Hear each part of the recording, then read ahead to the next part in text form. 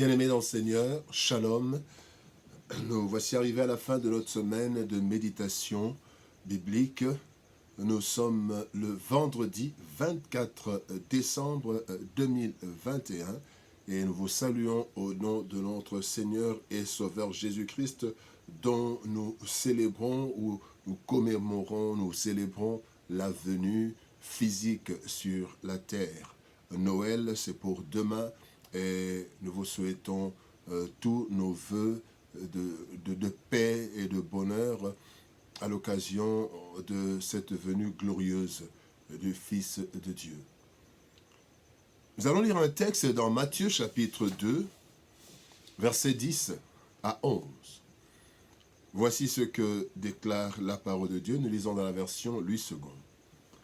Quand ils aperçurent l'étoile, ils furent saisis d'une grande joie.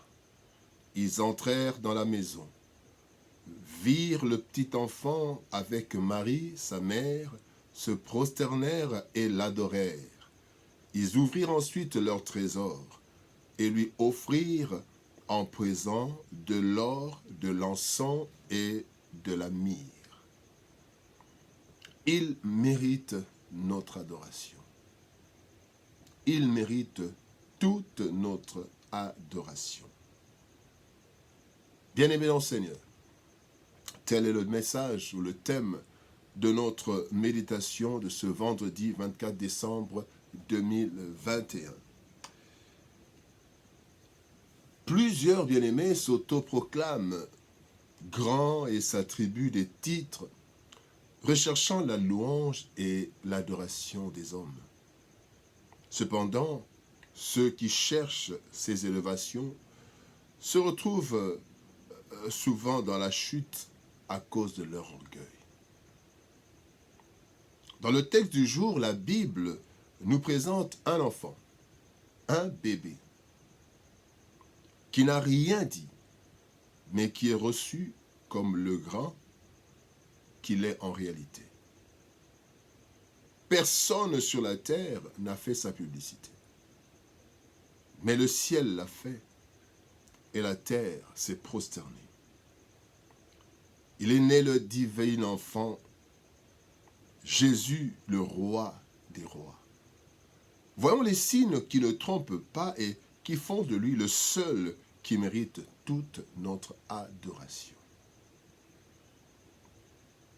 Premier signe, le ciel affecte une étoile pour lui. Bien-aimé, cette étoile libérée par le ciel annonce, mais aussi dirige vers celui qui est né dans la plus grande discrétion, tel que personne ne pouvait imaginer son identité glorieuse. Dans Matthieu chapitre 2, verset 2, il est dit, les rois mages demandent « Où est le roi des Juifs qui vient de naître ? Car nous avons vu son étoile en Orient et nous sommes venus pour l'adorer. » Quel est donc ce bébé qui a été repéré grâce à l'étoile qui est devenue une sorte de GPS dès le 1er siècle?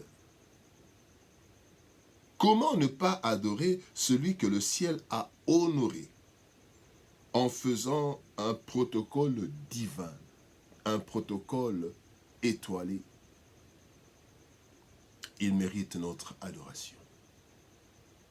Le deuxième signe, c'est le concert des anges.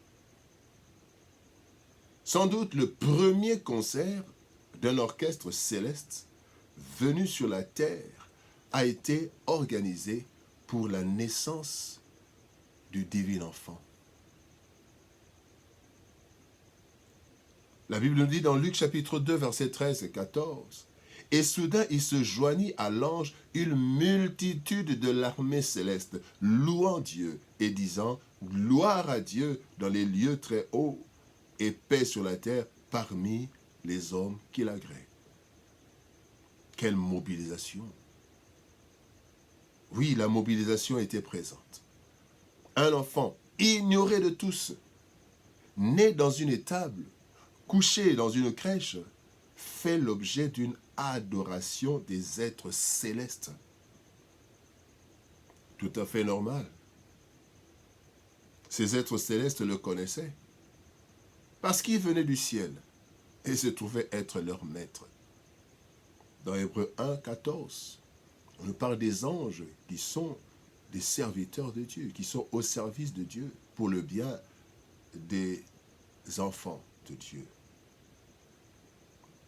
Bien-aimé, celui qui a reçu l'adoration des êtres célestes mérite toute notre adoration. Oui, Jésus mérite notre adoration. Le troisième signe qui ne trompe pas, ce sont les présents, des présents qui lui sont dus. Matthieu 2, verset 11, que nous avons lu, dit, « Ils entrèrent, les rois mages, ils entrèrent dans la maison, virent le petit enfant avec Marie, sa mère, se prosternèrent et l'adorèrent. Ils ouvrirent ensuite leur trésor et lui offrirent en présent de l'or, de l'encens et de la myrrhe. » Bien-aimés, guidés par le GPRS céleste, l'étoile particulière, les mages d'Orient trouvèrent le roi et ils lui offrirent des présents significatifs. L'or qui est donné au roi qu'il était, qu'il est et qui sera toujours. L'encens qui est offert à Dieu, qu'il est et qui sera pour l'éternité. Et la myrrhe, qui sert à embaumer, symbole de la mort du roi pour ses sujets. Et là, c'est à la naissance que tout cela se fait. Un enfant inconnu des hommes, mais révélé aux grands de ce temps-là, et qu'ils ont honoré à sa juste valeur. Comment donc ne pas adorer ce Fils roi, Dieu et sacrifice, sacrificateur aussi? Il mérite, Jésus-Christ mérite toute notre adoration. En ce jour de Noël, bien-aimés, adorons le seul qui mérite toute notre adoration. Jésus, le roi des rois, Fils de Dieu et Dieu. Il mérite toute notre adoration. Oui, il mérite notre adoration. Bien-aimés, qui, comme le Christ, mérite notre adoration? Personne. Personne d'autre. À sa naissance, le ciel s'est manifesté en libérant une étoile pour guider vers le roi des rois. Les anges ont livré un concert céleste entendu sur la terre. Et les rois venus d'Orient lui ont offert des présents dignes d'un roi et de Dieu.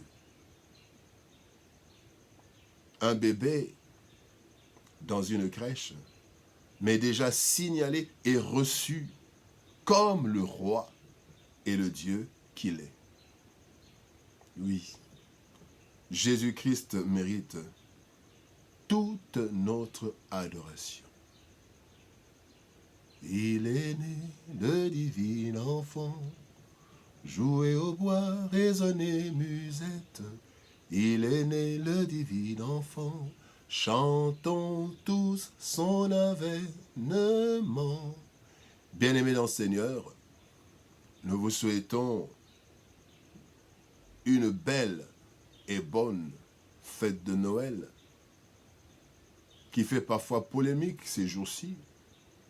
Mais bien-aimés, avant que Jésus-Christ ne meure à la croix, il fallait qu'il naisse en chair.